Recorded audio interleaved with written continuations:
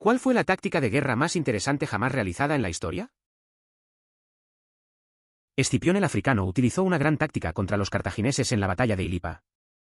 La versión simplificada, tanto los romanos como los cartagineses tenían ejércitos compuestos por soldados locales bien entrenados y aliados ibéricos no tan confiables, aproximadamente la mitad o la mitad para cada uno. Durante unos días, los dos ejércitos acamparon uno cerca del otro y salían durante el día, formaban y desafiaban al otro a atacar. Escipión siempre situaba a sus legionarios en el centro y posicionaba a sus íberos en las bandas. Los cartagineses dijeron eso tiene sentido e hicieron lo mismo con su ejército. Así que se miraron así durante un par de días. El día de la batalla, Escipión hizo que sus hombres comieran mucho antes del amanecer, se prepararan y formaran fuera del campamento, pero esta vez invirtió su formación y puso a los íberos más débiles en el centro y a los legionarios en las alas. Luego hizo una señal para atacar, y los sorprendidos cartagineses salieron corriendo de sus campamentos y automáticamente formaron como lo habían hecho los últimos días, asumiendo que Escipión estaba a la altura de sus travesuras habituales. Cuando alguien vio el cambio de táctica, ya era demasiado tarde, y los legionarios atravesaron las alas cartaginesas más débiles y atacaron el centro enemigo antes de que el centro romano se hubiera acercado a su contraparte. Todos los cartagineses estaban huyendo y rodeados antes de que sus generales pudieran hacer algo para salvar el día. Escipión el Africano pasó a ser el único general que derrotó a Aníbal en una batalla terrestre. Una opinión poco común, pero considero que Escipión fue un general más destacado que su contrincante. Además de ser hábil en tácticas, supo cómo despojar al enemigo de su capacidad de combate. Para la batalla de Zama, había conquistado España, un centro económico, y colocado a un nuevo rey en el trono de Numidia, lo que otorgó a los romanos ventaja en caballería. Aníbal se encontró sin recursos para luchar. Edición, en realidad, es una opinión común. Ese tipo chino que enloqueció a un general contrario al abrir las puertas de su ciudad y se sentó allí tocando una flauta. Editar. Supongo que me equivoqué en algunos de los hechos. Consulte los comentarios para las correcciones. Según videojuegos muy realistas, logró aniquilar a miles de soldados por su cuenta. Sin embargo, enfrentarse a Lubu resultó ser su perdición. El aire del Reino Unido arrojó cajas de cerillas en las líneas enemigas que contenían instrucciones sobre cómo un soldado podía fingir enfermedades para ser enviado a casa. Una vez que los líderes nazis se enteraron de esto, dejaron de enviar a casa a sus tropas que afirmaban tener dichas enfermedades. Esto no solo hizo que tropas enemigas sanas fueran enviadas a casa, sino que finalmente terminó con el envío de tropas genuinamente enfermas de regreso al combate, propagando enfermedades reales entre sus filas. Eso es un giro interesante en la guerra. A veces, las estrategias más simples pueden tener un gran impacto. Hacer que el enemigo se desconcierte, para que sus propios soldados terminen enfermos, suena astuto. Solo demuestra cuán importantes son las tácticas psicológicas en conflicto. A menudo, lo que parece un movimiento pequeño puede alterar el curso de los eventos. En el Japón feudal, una vez un ejército de samuráis sitió una fortaleza ninja durante varios meses. Los asedios toman mucho tiempo porque, a diferencia de las películas, generalmente se reduce a que los atacantes acampen fuera del castillo hasta que la gente que está dentro muere de hambre. Sin embargo, los ninjas en realidad escaparon de su fortaleza al principio del asedio. Un pequeño número de ellos se quedó atrás, cargados con una tonelada de provisiones que durarían un tiempo y hacían que pareciera que la fortaleza estaba llena de actividad. El grupo principal de ninjas, escondidos en los bosques cercanos, comenzó a desmantelar el campamento de guerra samurái a lo largo de los meses. Entraron furtivamente y envenenaron el agua y los alimentos comunitarios. Prendieron fuego a grupos de tiendas de campaña durante un verano seco.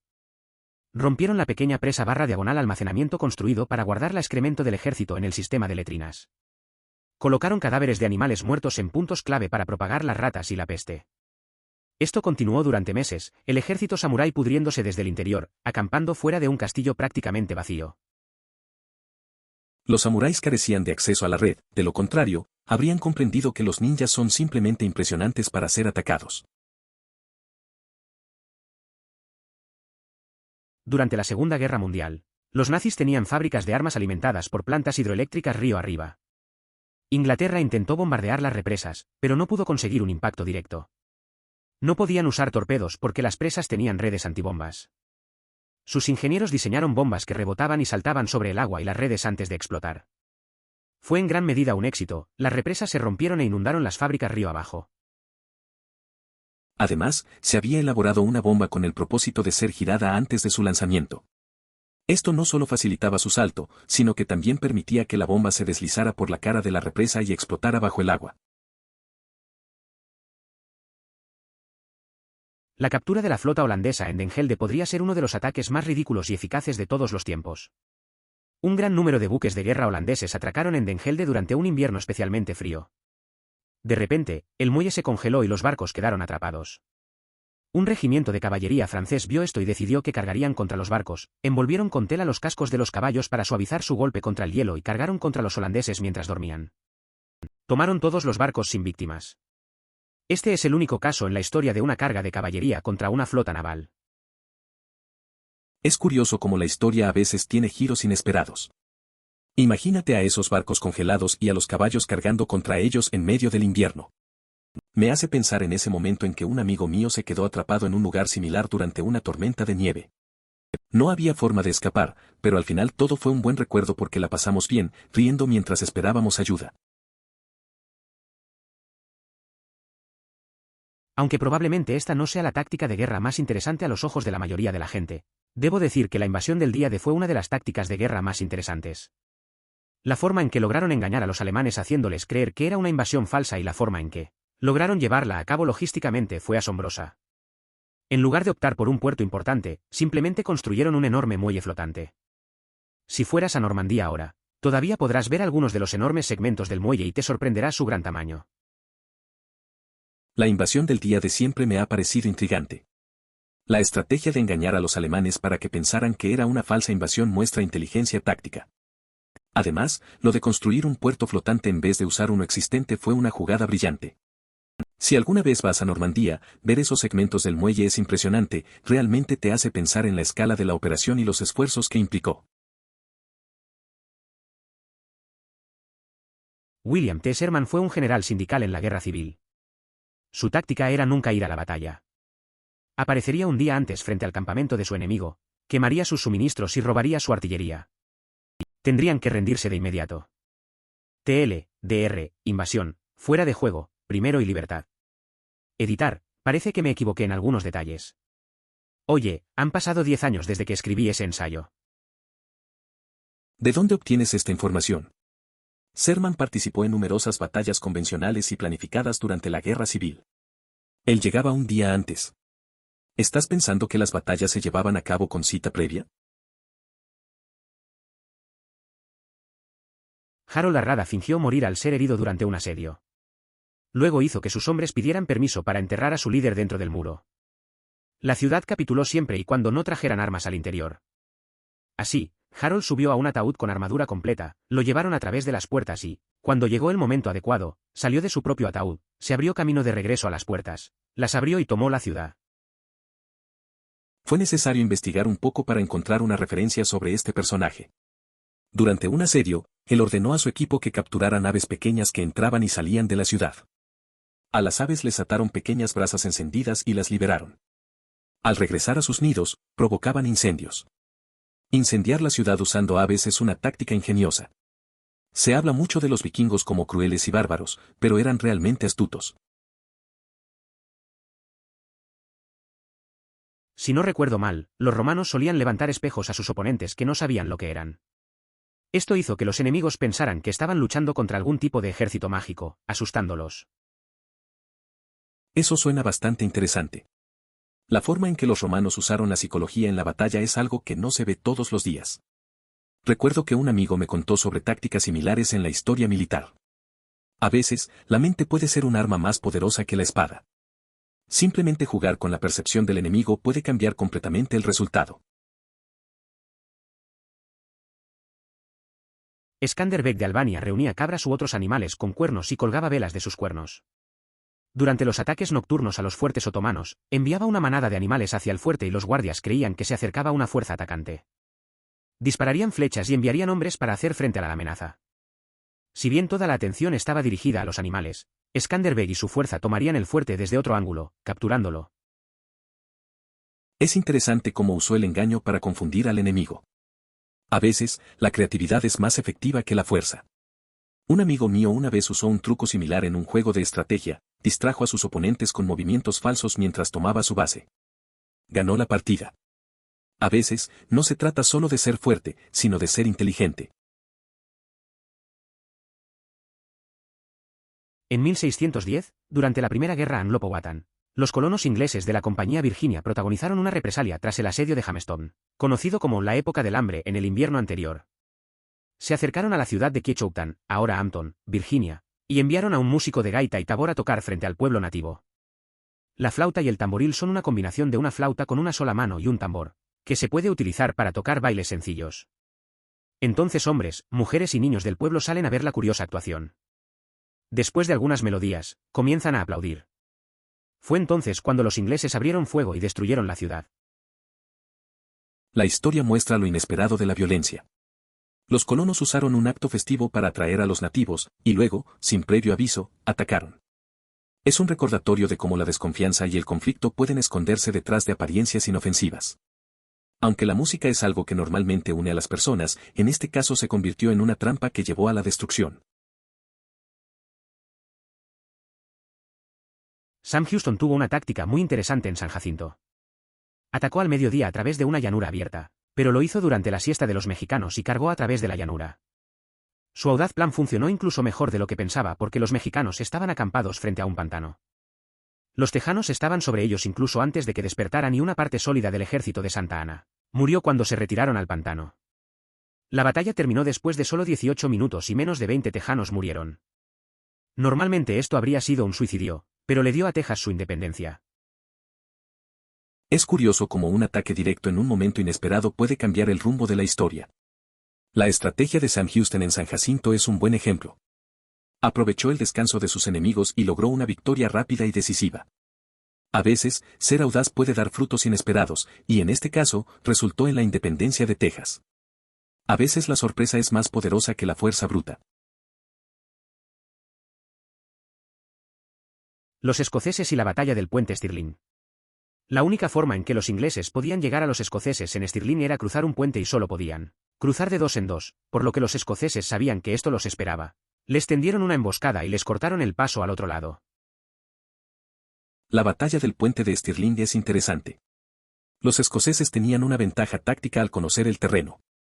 La estrategia de esperar y emboscar a los ingleses muestra cómo planificaron su ataque. Es curioso pensar en cómo un simple puente pudo cambiar el curso de una batalla. La habilidad de los escoceses para aprovechar esa situación destaca su ingenio militar en un momento crucial. A veces, la paciencia puede ser más poderosa que la fuerza. Operación Carne Picada en la Segunda Guerra Mundial. Los aliados arrojaron un cadáver al agua, pero lo disfrazaron de espía con una carta falsa dando órdenes de que los aliados atacaran Grecia en lugar de Sicilia. Esta carta llegó hasta Hitler y él desvió algo así como 9 divisiones Panzer a la costa de Grecia. Hay un excelente podcast sobre esto en Cosas que debes saber. Eso de la operación Mensmith es bastante interesante. En el fondo, era una jugada muy ingeniosa. Usar un cadáver para engañar a los alemanes y desviar sus fuerzas a otro lugar. Imaginar cómo ese plan complicado se llevó a cabo es loco. A veces, la guerra se gana con trucos más que con fuerza bruta. Definitivamente voy a escuchar el podcast que mencionas. Una táctica de formación simple que creo que empleó Alejandro Magno fue colocar más tropas en los flancos mientras se adelgazaba el centro para que cuando el enemigo cargara, la línea central flaqueara más causando que la formación general comenzara a formar una U en forma de herradura alrededor del frente. Línea enemiga, realizando efectivamente una maniobra de pinza. Una vez colocada la trampa, la caballería flanqueó al enemigo por detrás. Esto iba en contra de la intuición de las tácticas generalmente aceptadas de la época de reforzar la línea central con más tropas. Funciona muy bien en los juegos de Total War. Es interesante cómo estrategias simples a veces son las más efectivas. Recuerdo que un amigo siempre decía que a veces menos es más. En una partida de Total War, decidió hacer lo mismo que mencionas, debilitar el centro y reforzar los flancos. Al final, logró una victoria inesperada. No esperaba que funcionara tan bien, pero a veces las tácticas no convencionales dan los mejores resultados. Los cerdos en llamas también se utilizaron en los asedios. Cavarías un túnel debajo del castillo y luego llevarías un montón de cerdos prendidos fuego al túnel.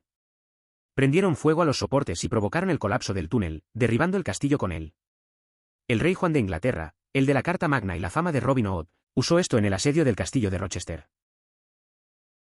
Creo que, para ser más precisos, los cerdos fueron sacrificados por su grasa, que luego se utilizó. Sin embargo, encender cerdos vivos ofrecía una escena cinematográfica más impactante. Aníbal no solo escaló los Alpes con elefantes, sino que también escaló los Alpes con elefantes durante el invierno del 218 a.C. para no darles descanso a los romanos ni tiempo para entrenar nuevas legiones. Decir que odiaba a los romanos es una de las mayores subestimaciones en historia. Utilizó este ejército para vencer fuerzas mucho más numerosas y hostigar a Roma durante 2 décadas. De alguna manera, logró regresar a su hogar con vida después de todo lo ocurrido. Siendo la comunicación lo que era en esa época, los refuerzos probablemente no sabían lo que les esperaba hasta que llegaron a Alesia. Me gusta pensar que hubo un silencio prolongado e incómodo mientras todos miraban la doble pared preguntándose si César había perdido la cabeza. Así lo imagino también. Me pregunto cómo fue la charla de César con sus oficiales. Señor, hemos terminado de construir un muro alrededor del pueblo, pero se acercan refuerzos. Está bien, sigan y construyan otro muro más largo alrededor del primero. ¿Está bromeando, Julio? Los comentarios de César sobre las guerras de las Galias son bastante legibles. Había estado luchando unos 10 años en la Galia antes de esta batalla. Y siempre se trató de ingeniería y construcción de fortificaciones. Inicialmente, siempre construía una rampa hasta el muro del oponente, de alguna ciudad gala, y luego se rendían de inmediato, y César sería bastante amable, tratando de hacer amigos. Pero si esa tribu tomaba las armas contra él nuevamente, habría muchos apuñalamientos y ventas de personas como esclavas una vez que rompiera su muro. Los ingenieros militares de César mostraron habilidades sorprendentes. En una ocasión, se dio la orden de construir un puente sobre el Rin para llevar a cabo una incursión punitiva en Germania. En pocos días, la estructura estaba terminada y era lo suficientemente sólida como para permitir el paso de decenas de miles de soldados. Tras llevar a cabo su misión de saqueo, simplemente destruyeron el puente, dejando claro que el río no era más que un breve descanso para las legiones romanas. Pero en lugar de renunciar al asedio, ordenó que se construyera otro muro de madera alrededor de todo el primer muro. ¿Cómo construyeron muros tan rápido? Llevan 7 meses arreglando un pequeño tramo de carretera junto a mi casa. La historia de los muros me hace pensar en un amigo que tuvo un problema similar. Quería hacer una remodelación en su casa y pensaba que todo sería rápido. Pero pasó más de un mes y solo habían colocado unos ladrillos. Se frustró un poco, pero al final se dio cuenta de que las cosas buenas llevan tiempo. A veces, no hay forma de correr con estas cosas. Mi tío estuvo en servicio activo en Nueva Guinea durante la Segunda Guerra Mundial. Una vez me dijo que, cuando estaban de patrulla nocturna, a veces sentían una mano que venía desde atrás y buscaban las insignias que los soldados australianos tenían en el cuello de su uniforme. Si se encontrara la placa, la mano desaparecería. Ninguna placa significaría un corte de garganta. Dijo que le pasó un par de veces, que tenía las insignias, pero nunca escuchó ni vio a los gurkas que lo estaban haciendo. Es interesante escuchar sobre esas experiencias. La forma en que tu tío hablaba de los gurkas muestra lo impredecible que era la guerra. La tensión de estar en la selva, en la oscuridad, y sentir esa mano buscando algo debió ser aterrador. A veces, lo más inquietante son las cosas que no vemos o entendemos. Esas historias de guerra siempre dejan una marca. Una opinión impopular, pero considero a Escipión como el mayor general de los dos. Además de ser un experto en tácticas, sabía exactamente cómo eliminar la capacidad de lucha del enemigo. Por Zama había tomado España, centro económico, y había puesto un nuevo rey en el trono númida, dándole a los romanos la ventaja de la caballería. A Aníbal no le quedaba nada con qué trabajar. Editar, entonces, es una opinión popular. Se podría sostener que Escipión fue el primer general realmente competente que Aníbal enfrentó, y en cuanto a estrategia general, Escipión demostró ser superior. Por otro lado, Aníbal no tuvo muchas oportunidades contra Roma. Invadió su territorio de forma sorpresiva y les propinó derrotas aplastantes durante más de 10 años. A pesar de perder cientos de miles de hombres, la capacidad de Roma para reclutar continuamente tropas era asombrosa. Zhu Geliang era un genio militar y político según los relatos históricos, y según los relatos ficticios, un mago, además. La táctica de la ciudad vacía fue una de sus más famosas, pero empleó muchas estratagemas y planes, muchos de ellos romantizados. Hay un modismo que dice Zuje toma prestadas 10.000 flechas, que significa, usa la fuerza de un enemigo contra ellos, que proviene de un pequeño cuento agradable. Antes de una importante batalla naval, con su bando escaso de suministros, Zuje zarpó en un pequeño barco con enormes velas y telas llamativas. Se sentó en el barco de manera prominente, siendo generalmente lo más pomposo y arrogante posible, e incitó a la fuerza enemiga a atacar. Lo hicieron y le dispararon muchas flechas, muchas de las cuales quedaron atrapadas en la tela que protegía a Zuje. Simplemente navega de regreso a la costa con un bote cargado con miles de flechas enemigas, listo para que su bando las use en la verdadera batalla que se avecina. Como dice el proverbio, no arrojes la flecha que volverá contra ti. En términos generales, Zuje era simplemente un tipo rudo inteligente. Fue mucho más allá de lo que implicaban la mayoría de las estratagemas. Los faroles y los dobles faroles simplemente no significaron nada. Al final de su carrera, la inacción era a menudo la mejor defensa, aunque Zuje también la usó contra su rival Sima Yi en sus campañas en el norte, fingiendo estar muerto, enviando ropa de mujer, haciendo que los oficiales desertaran, todo tipo. Es interesante ver cómo Zhuge Liang utilizó su ingenio para convertir una situación desesperada en una victoria. La idea de usar la fuerza del enemigo en su contra es un buen recordatorio de que a veces, la mejor estrategia es dejar que el adversario se mantenga en su propia trampa. Su capacidad para mantener la calma y manipular a sus oponentes es asombrosa. Definitivamente, demuestra lo importante que es pensar antes de actuar. Hay múltiples guerras de 1812. ¿Y el patriótico ni siquiera es americano? Editar, caray chicos, lo entiendo. Soy un cerdo sin educación. No es necesario echar sal en la herida. Unas 15 personas ya lo hicieron. Parece que te tomaste un buen golpe con eso. A veces, todos somos ignorantes en ciertos temas. Recuerdo una vez que pensé que una famosa batalla pasó en un año diferente, y mis amigos no tardaron en corregirme. La próxima vez que hablemos de historia, tal vez lo hagamos con más curiosidad y menos críticas. A fin de cuentas, aprender juntos siempre es mejor. La reputación de bárbaros de los mongoles tiene, o al menos eso he leído de una fuente, una razón muy simple. No importa dónde fueran los mongoles, se encontraban con pueblos que se habían asentado y se habían dedicado a la agricultura. Los mongoles eran exactamente lo contrario con su estilo de vida nómada. Entonces, los chinos, por ejemplo, eran constantemente atacados por los mongoles y de vez en cuando se cansaban e intentaban enviar una expedición militar para destruir al ejército mongol. Pero los mongoles no necesitan defender nada, no tienen capitales ni ciudades. Esto confundió muchísimo a los chinos. Ni siquiera había campos para quemar. Hizo que los mongoles parecieran aún más espeluznantes, como si recién estuvieran saliendo de los escalones. Además, el estilo de vida centrado en los animales y la falta de fuentes de agua dulce indican que los mongoles deben haber apestado muchísimo. De hecho, ¿comerían una mezcla de sangre y leche de caballo, que son recursos reponibles? Simplemente corta un poco tu caballo, toma un poco de sangre, pon barro en el hoyo, ordena otro. Mezcla y la cena está lista. Mientras que los generales civilizados chinos marchaban unos contra otros como tropas durante la época de Napoleón, con una especie de código de honor y reglas de enfrentamiento, los mongoles no conocían tal cosa. Debieron haberse estado riendo a carcajadas cuando los chinos intentaron todo el asunto de luchar de día, descansar de noche. La historia de los mongoles realmente muestra un choque de culturas. Imagínate a esos agricultores tratando de entender a las personas que no tenían nada que proteger. Ellos luchaban con reglas, mientras los mongoles hacían lo que les daba la gana. Y esa forma de comer, con sangre y leche de caballo, suena bastante extremo. Es curioso cómo unas culturas pueden parecer tan extrañas a otras. Al final, solo eran estilos de vida diferentes. En mi campamento de verano, el 4 de julio, todos los consejeros, que eran de todo el mundo, cantaban su propio himno nacional y los de Nueva Zelanda hacían el haka. Realmente una vista impresionante e intimidante. Existen numerosas variantes de haka, cada una con significados, palabras y orígenes únicos. Es una expresión cultural muy sagrada, por lo cual no está al alcance de cualquiera componer una. En cuanto a la guerra maorí, esta era particularmente violenta, con prácticas como el desollado, la guerra en trincheras y el canibalismo. ¿De dónde sacas esto? Sherman libró muchas batallas campales típicas durante la guerra civil. Llegaría un día antes. ¿Tiene la impresión de que las batallas se libraban con cita previa?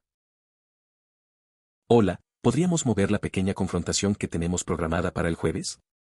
Algunos de mis compañeros han tomado ese día como descanso, y simplemente no será posible hacerlo en esa fecha. Hombre, tuve que buscar por un tiempo para encontrar una mención de este tipo. Harold también fue el tipo que, durante un asedio, ordenó a sus hombres atrapar pequeños pájaros que entraban y salían de la ciudad. Colocaron pequeñas brasas encendidas sobre los pájaros y los soltaron. Cuando los pájaros volaban de regreso a sus nidos en la ciudad, iniciaban un incendio. Prender fuego a la maldita ciudad usando pájaros es bastante astuto. Se dice mucho de que los vikingos eran despiadados y bárbaros, pero esos bastardos eran muy inteligentes. Eso de usar pájaros para iniciar incendios es bastante ingenioso. Harold realmente sabía cómo aprovechar lo que tenía a mano. Aunque a menudo se habla de los vikingos como salvajes, su creatividad en la guerra era notable. A veces, me hace pensar en cómo podemos ser ingeniosos en situaciones difíciles. No siempre se trata de fuerza, a veces se trata de pensar fuera de la caja.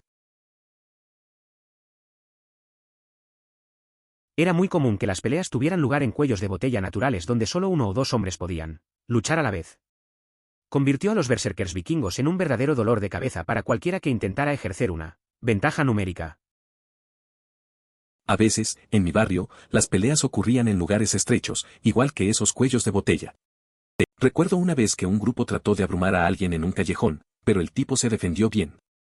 Esa táctica salvó su trasero. Es curioso cómo en situaciones así, el número no siempre gana. La estrategia y la habilidad a menudo importan más que solo ser muchos. Lo curioso es que el viejo mito de que Polonia cargó con caballería contra los tanques alemanes era abiertamente propaganda nazi en 1939, en un intento de pintar a los polacos como gente temeraria y atrasada. Y, sin embargo, ellos rieron los últimos.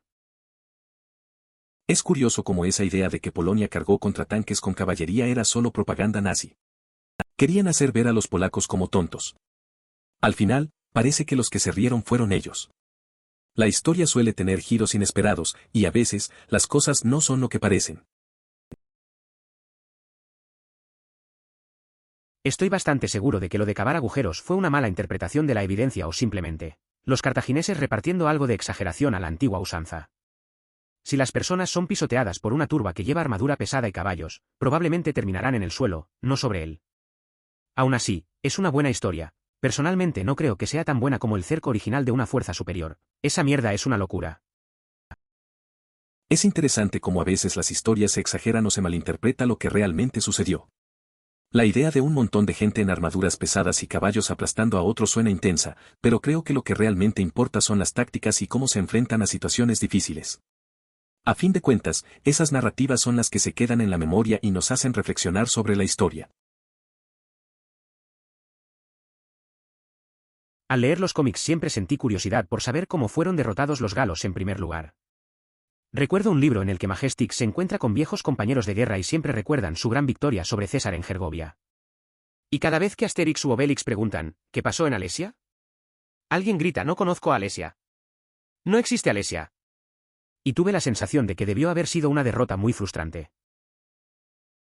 Recuerdo que cuando era niño, leía esos cómics y pensaba en lo extraño que era cómo los galos perdieron al final. La parte de los amigos recordando la victoria en Gergovia siempre me hacía sonreír. Pero el hecho de que todos se pusieran tensos con Alesia era raro.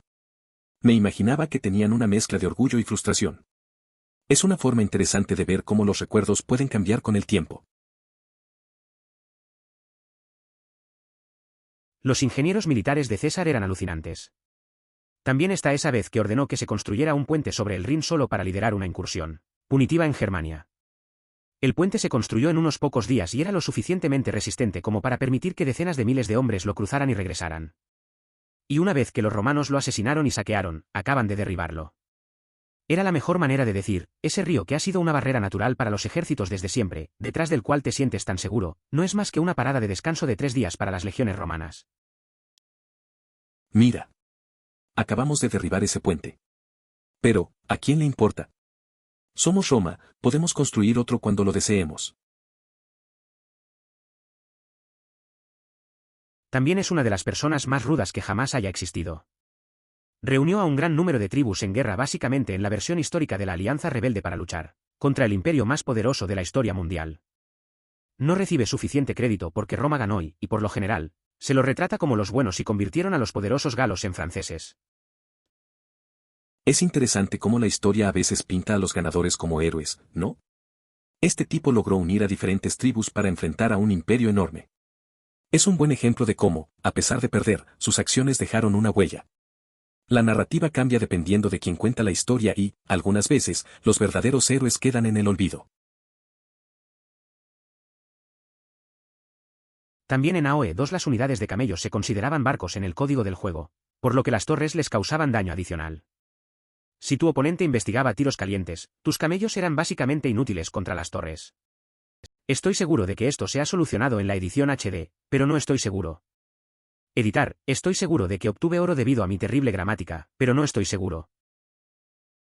Recuerdo una vez jugando AoE 2 con unos amigos. Teníamos un amigo que siempre usaba camellos, pensando que eran la mejor opción.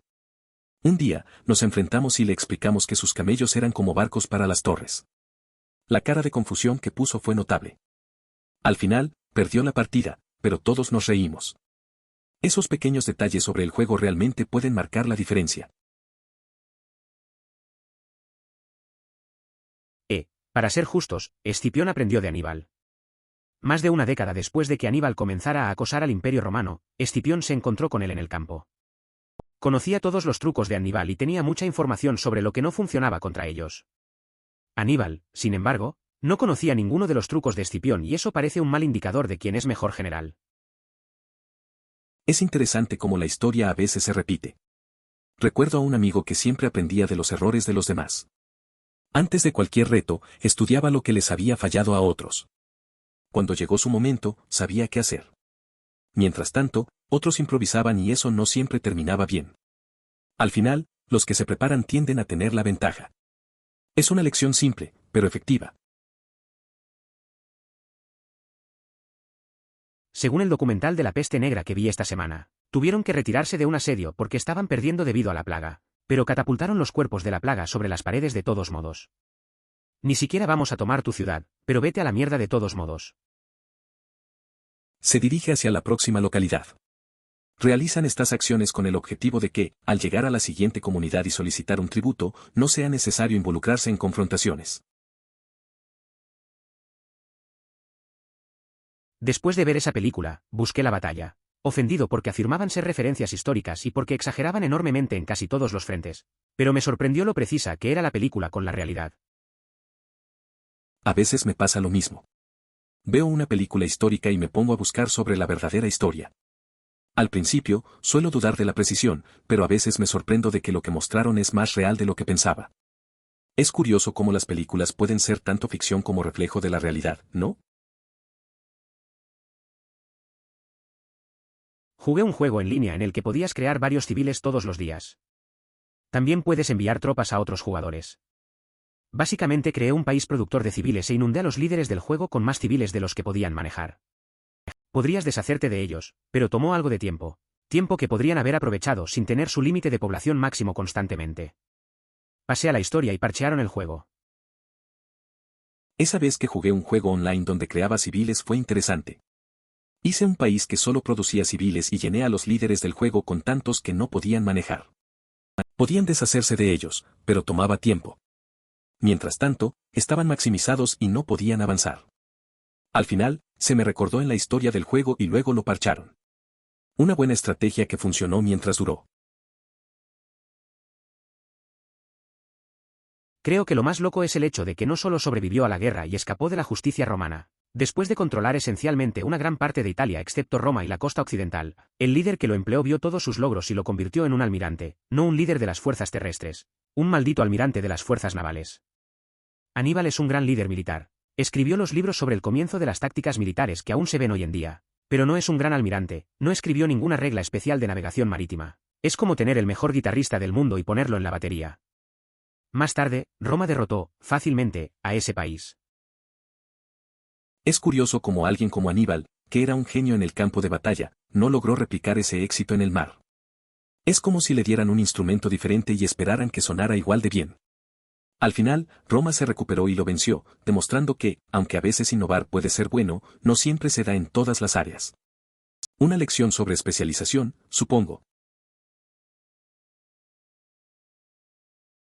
Es cierto, pero creo que está contento con el hecho de que básicamente él solo destruyó la totalidad de Cartago y se aseguró de que Roma se apoderara del mundo.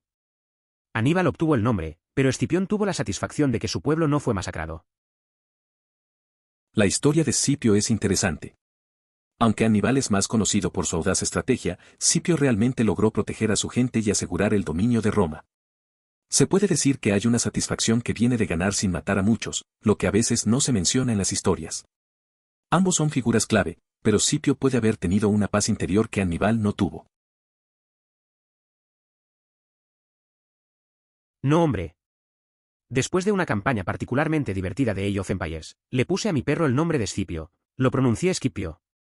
Así, quedaría inmortalizado para siempre, hasta que ese perro murió hace algunos años, por los pedos de perro, el babeo y la tendencia a levantarse solo si había comida. Le extraño. Entiendo. A veces esos momentos con nuestras mascotas son los más sencillos pero significativos. La forma en que los nombramos refleja algo de nosotros. Scipio, aunque no era un guerrero, tenía su propia batalla diaria con la comida y las siestas. Siempre quedan esos recuerdos de compañía y alegría, incluso en esas pequeñas cosas. Es difícil no extrañar a un buen amigo así. Este tipo era extremadamente famoso por sus emboscadas y el general a cargo del bando contrario era su archienemigo, quien siempre era extremadamente cauteloso al luchar contra él porque tenía miedo de una emboscada. La razón por la que pudo salirse con la suya fue porque era la primera vez que fanfarroneaba, así que se salió con la suya. Se destacaba en el arte del engaño. Los recursos de Suan eran limitados en comparación con los de los reinos vecinos. La creatividad era crucial al manejar las escasas tropas disponibles.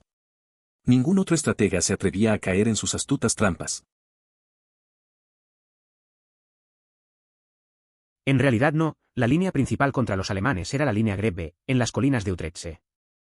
El Waterloo realmente no se utilizó. Los alemanes estaban justo atravesando Grebelini después de haber sido retenidos durante unos días cuando Rotterdam fue bombardeada y nos rendimos. Pero creo que el plan era retirarse a Waterloo y tratar de mantenerlos a raya allí. Dato interesante. El comandante alemán en Absolutik describió las fortificaciones allí como literalmente imposibles de atravesar, y ni siquiera intentó un asalto. A veces lo que se planea no sale como esperabas. En esta historia, la estrategia cambió rápidamente. Me recuerda a una vez que un amigo se preparó para un examen después de estudiar toda la noche, pero terminó olvidando todo. Al final, aunque la situación era difícil, aprendió a adaptarse y buscar nuevas formas de avanzar. Es interesante ver cómo la historia se repite en nuestras propias vidas. Había monasterios que estaban a cargo de monjes, la versión japonesa, que estaban muy entrenados en combate. Algunos fueron asediados y pudieron resistir durante años. Además, no me sorprendería que hubiera algunas fortalezas ninja. Cualquier artista marcial necesita entrenar con regularidad, y los campesinos normales no podrían hacerlo sin un gran riesgo de ser descubiertos. Si un grupo de ellos tuviera una pequeña fortaleza en un lugar apartado, podrían construir durante mucho más tiempo y posiblemente volverse lo suficientemente fuertes como para que el daimyo local no quisiera arriesgarse a pelear con ellos. Pero todo esto son conjeturas, un experimento mental. No estoy sugiriendo que eso haya sucedido. Es interesante cómo los monasterios podían ser un refugio para los guerreros entrenados. La idea de ninjas en fortalezas secretas tiene sentido, entrenar en secreto podría darles la ventaja que necesitan. Imaginar que grupos se organizan de esta manera y que logran resistir el poder local es un buen ejercicio mental. Es un pensamiento que muestra cómo la estrategia y el conocimiento del entorno son claves en cualquier conflicto. Cuando eres un chico de 15 años con un equipo de niños en su mayoría flacos que se enfrentan a un equipo de fuertes neozelandeses de 15 años de 110 kilogramos en un partido de rugby y hacen el haka, un pequeño pedo de miedo seguramente se escapará de tu trasero. Fuente, yo a los 15 años antes de ser pulverizado por esos niños. Es curioso recordar cuando tenía 15 años y jugaba al rugby. Nuestro equipo estaba formado principalmente por chicos delgados, y nos tocó enfrentar a un equipo de neozelandeses de 110 kilos. Cuando hicieron el haka, debo admitir que sentí un poco de miedo. Fue un momento gracioso y un poco vergonzoso, pero eso es parte de crecer. Al final, solo aprendí a reírme de las experiencias difíciles. Bueno, en realidad no funcionó solo con el puente terrestre. La flota de Tiro pudo interceptar el puente a voluntad. Hasta que las otras ciudades fenicias, asustadas de Alejandro y celosas del largo dominio de Tiro, pusieron sus flotas bajo el mando de Alejandro. Con ellos, Alejandro obligó a la flota de Tiro a regresar al puerto y luego usó los barcos para lanzar numerosos ataques de apoyo alrededor de la isla, alejando a los defensores hasta que las tropas en el puente terrestre pudieran forzar una brecha en las defensas. En cuanto a Alejandro, lo más arriesgado que hizo fue cuando se sintió desesperado por la falta de éxito de sus tropas para conquistar una fortaleza. Decidió asaltar la fortificación por su cuenta y se lanzó solo hacia el enemigo. Una acción realmente audaz e impresionante. Escipión actuó impecablemente y estoy seguro de que le enojaría que su nombre quedara eclipsado por el de Aníbal. Probablemente sea el mejor general romano sin excepción. ¿Qué más podría haber hecho Aníbal? Carecía de apoyo interno y, hasta donde yo sé, hizo lo mejor que pudo en términos de convertir a los aliados de Roma. Creo que Aníbal todavía puede contarse entre los mejores generales por sus logros. Logró mantener un ejército multiétnico luchando cohesivamente durante más de una década, y sin ningún refuerzo logró derrotar continuamente a todos los ejércitos enviados contra él, excepto el último. Aníbal no debió atacar en primer lugar. Cartago no estaba en condiciones de combatir, y además contaba con la oposición del Senado, lo que complicó aún más la situación. De haber tomado decisiones más estratégicas, podría haber fortalecido sus fuerzas contra Roma y buscado el apoyo del Senado. Sin embargo, su acción condujo a una derrota humillante y, finalmente, a la destrucción de Cartago. Creo que la clave es, como la mayoría de las cosas de este tipo, que realmente te deben enseñar cómo hacerlo. Demasiadas personas piensan que pueden ver un vídeo de YouTube y eso las convierte en calificadas o competentes. Hay que enseñarle las pequeñas cosas que realmente lo unen y marcan la diferencia. A la mayoría de las culturas no les importa que los extranjeros participen en sus tradiciones, siempre y cuando realmente se esfuercen por aprender y hacerlo correctamente. Es cuando piensan que 10 minutos en Internet les dan la posibilidad de hacer lo que la gente aprende durante años. Es cierto. Aprender algo bien requiere tiempo y dedicación. No basta con mirar un video. Muchas tradiciones son el resultado de años de práctica y comprensión. Respetar eso y esforzarse por aprender es lo que realmente importa. He visto a amigos intentar unirse a nuevas culturas, pero a veces piensan que saben lo suficiente solo por lo que leyeron. El esfuerzo genuino es lo que hace la diferencia. Es un poco gracioso, si le hubieran conseguido los suministros que necesitaba, podría haber sitiado Roma con éxito. El Senado cartaginés se centró más en la riqueza que obtuvieron principalmente de las minas en sus territorios, alrededor de lo que hoy es España, por lo que se centraron en defender eso en lugar de intentar ayudar a Aníbal a asestar su golpe mortal a Roma. Su hermano murió y fue decapitado tratando de conseguirle el equipo de asedio que necesitaba y él también cruzó los Alpes. Es curioso pensar que si le hubieran traído los suministros, tal vez Aníbal habría tenido éxito. La falta de apoyo del Senado cartaginés, más centrado en la riqueza de sus minas en España, les costó caro. Su hermano murió tratando de ayudarlo y también hizo el cruce de los Alpes. Al final, la estrategia y la ambición no fueron suficientes sin los recursos necesarios.